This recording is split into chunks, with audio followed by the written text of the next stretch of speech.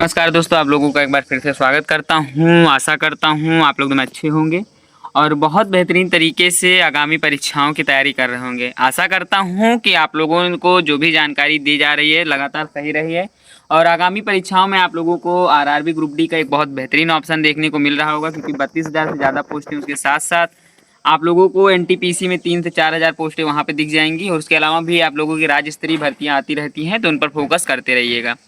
कभी कभी कोई वैकेंसीज मुझसे रह जाती हैं, तो इसका मतलब ये नहीं कि वो वैकेंसीज नहीं आई हैं। काफ़ी वैकेंसीज मैंने व्हाट्सएप चैनल पर बताई हैं, जिनका वीडियो मैंने यूट्यूब पर नहीं डाला, इसलिए चैनल जरूर ज्वाइन कर लीजिएगा।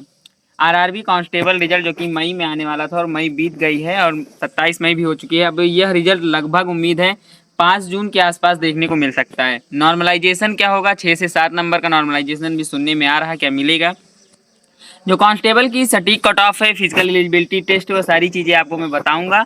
वीडियो ध्यान से लास्ट तक देखना। और हाँ, कहीं कहीं मुझे 500 बच्चों पर एक का सिलेक्शन देखने को मिला था, जो आप लोगों ने गूगल फॉर्म भरा था, तो उसके हिसाब से भी मैं आप लोगों के साथ डाटा जो है वो साझा करने वाला हूँ। देखो, इस वीडियो में मैं आप लोगों को बताऊं तो आरपीएफ कांस्टेबल 2025 की final cut off, result date और 2018 की जो कट ऑफ है वो सारी चीज़ें मैं आपके साथ साझा करूंगा। आरपीएफ कांस्टेबल में कौन सी शिफ्ट और ईजी थी और हार्ड थी।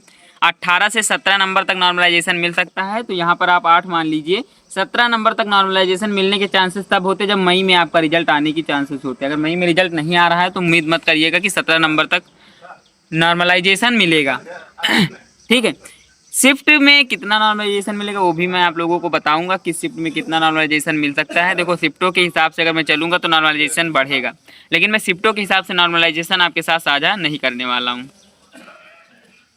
तो बात करूं, अगर यहाँ पे टोटल पोस्टें आपकी 4,208 पोस्टें थी, जिसमें एग्ज़ाम आप लोगों का 2/3/2025 से लेकर 18/3/2025 तक चला था। ठीक है। टोटल फॉर्म 23,56,392 भरे गए थे। टोटल शिफ्टें 36 थी और लगभग 64% तक का अपीयरेंस था। ईजी शिफ्ट अगर मैं बताऊं तो 9/3/2025 की सेकंड शिफ्ट सबसे ईजी थी। एवरेज शिफ्ट 16/3/2025 की फर्स्ट शिफ्ट थी और हार्ड शिफ्ट 17/3/2025 की सेकंड शिफ्ट सबसे हार्ड थी। ठीक है।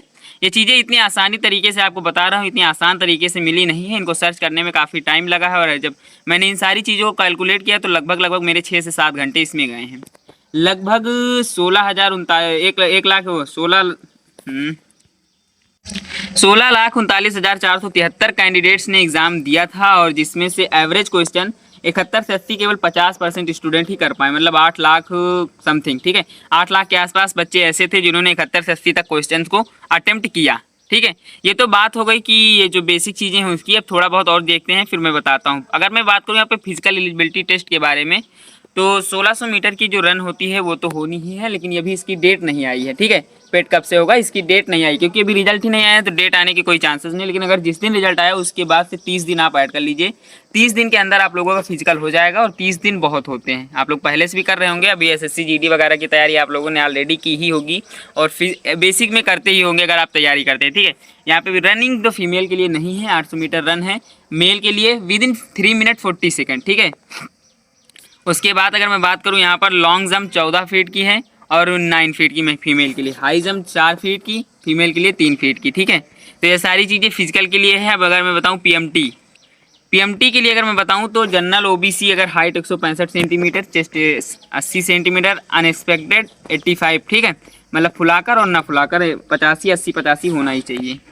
फीमेल के बारे में हाइट की बात करूँ तो 157 सेंटीमीटर, मतलब कि 157 सेंटीमीटर और 165 सेंटीमीटर के बीच में काफ़ी अंतर है, लेकिन फीमेल के लिए सही है।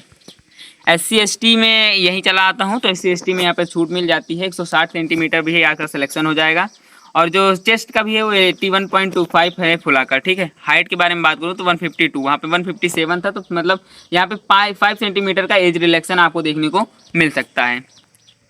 जो यहाँ पे कुछ और हैं जो स्पेशल रेजिमेंट्स होते हैं, जैसे ग्वालियर, गोरखास, मराठास, डोगरास।